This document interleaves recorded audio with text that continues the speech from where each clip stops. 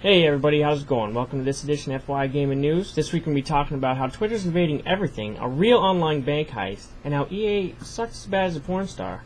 Or is it as good as a porn star?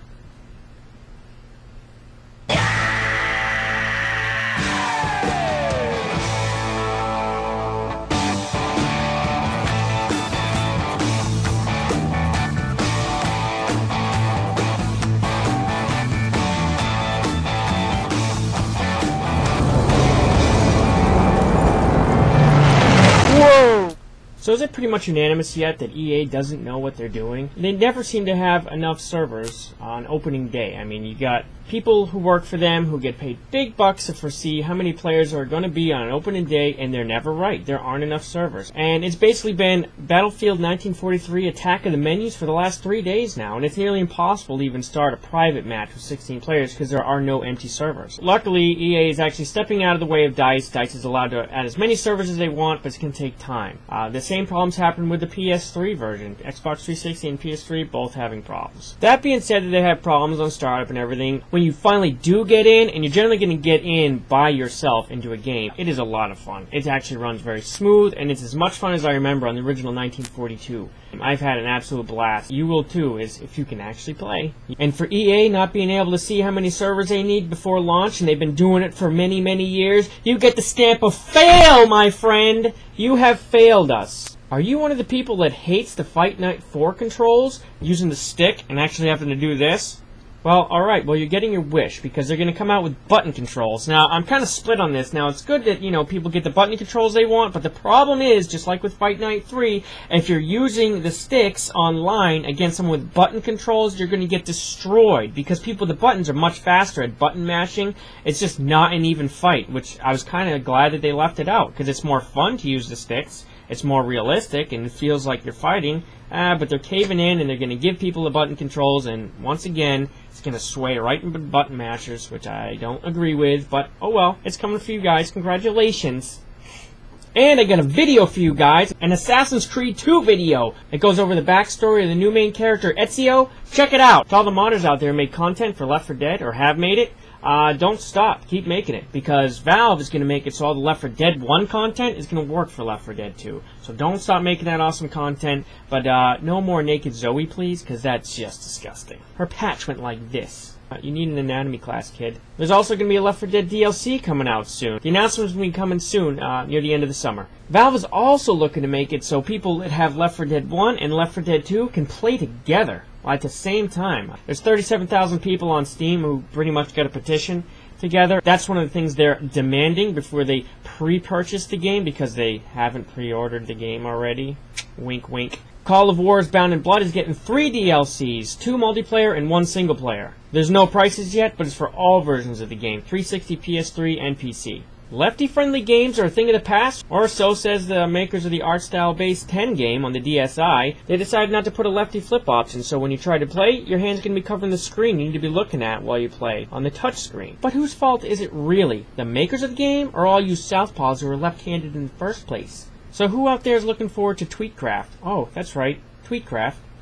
Basically, all WoW players are going to be able to go in-game, and they're going to tweet right from the game. You can have auto-tweets to tell you when you signed into your account. You can send in-game screenshots. It'll auto-tweet when you enter an instance, and when you get an achievement. Oh yeah, way to go, guys. We totally pooped those dudes. I'm going to go totally tweet about this now. Oh, we totally pooped this whole group of freaking bad guys.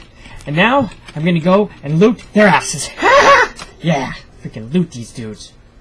Who freaking ninja looted this guy? Is there not enough Twitter and everything already? I guess the people say no because they keep using it. I use Twitter. Follow me on Twitter. And link in the sidebar. So how are those $60 video game prices holding up for you? One man thinks it's really, really cheap because he just bought a game. A rare one. A gold-colored version of Nintendo World Championships. That's right. He bought it. And how much? $17,500. That's how much.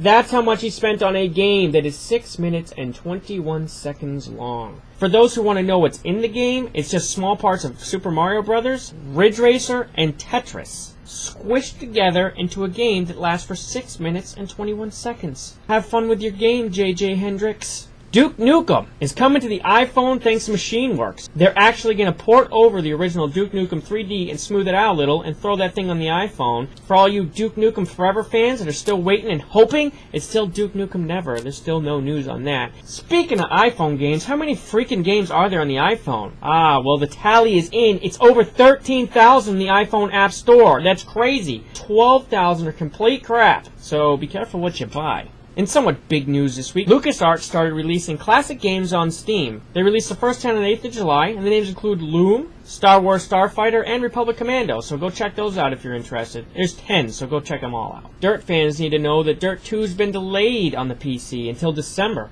It's actually just waiting for DirectX 11, so it can actually have a little better graphics and overall play smoothly. Oh, but I'm speaking to Dirt 2 fans, so, Dirt 2's gonna come out a little bit later than you thought, so when it does come out, it looks all purty-like. Hope that helps. EVE has had a run on the banks lately. For some reason, the community at EVE Online decided they could trust a man named Rick Dick and put him in charge of the E-Bank. Sounds like a good idea, putting a guy named Rick Dick in charge of the E-Bank, right? No. Wrong. If you said yes, you're wrong. He walked away with a lot of money. How much money? 250 billion ISK. That's 8% of the total amount of money that was in the E-Bank. And what did he do with the money? He sold it for $5,000 to help with a house down payment and medical bills. You, my friend Rick Dick, you've been kicked out of the EVE online community for violating the terms of service. Not for stealing the money, but for selling it. You have earned the stamp of win, my friend. But you can't come back to EVE. Sorry. Command & Conquer 4 has prematurely announculated.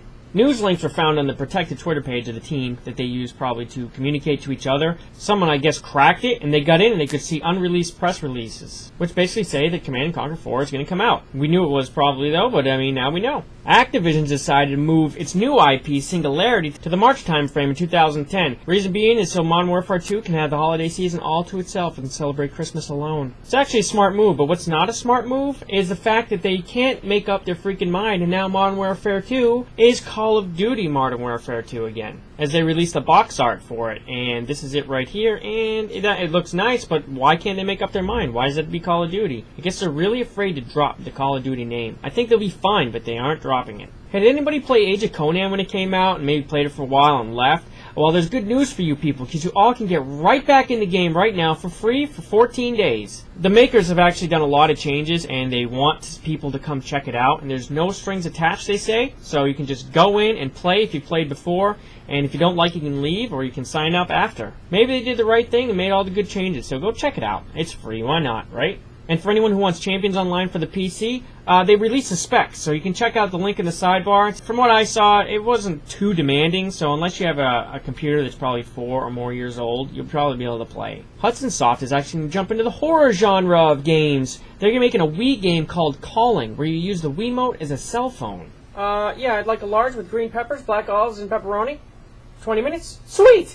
Looks like a lot of fun. Hey everybody, Little Big Planet's coming out soon. Yes, that Little Big Planet. It's getting re-released with the Game of the Year edition. It's one of those slow burner games that didn't sell a lot of copies right away, but what it's going to do is it's going to come out with DLC packs already packed into it. There's also a new Mech Warrior coming out, which means 2 things. 1, there's a new Mech Warrior coming out. It's freaking great. And 2, Mech Warrior 4 is going to be completely free for everybody. Head over to mechtech.net, and over there, as soon as it's available, you can download it for free. And there's new Mass Effect 2 footage available. You can check it out in the sidebar. It's 4 minutes of what the story's actually about. They actually go into pretty good detail. A lot more detail than I was expecting.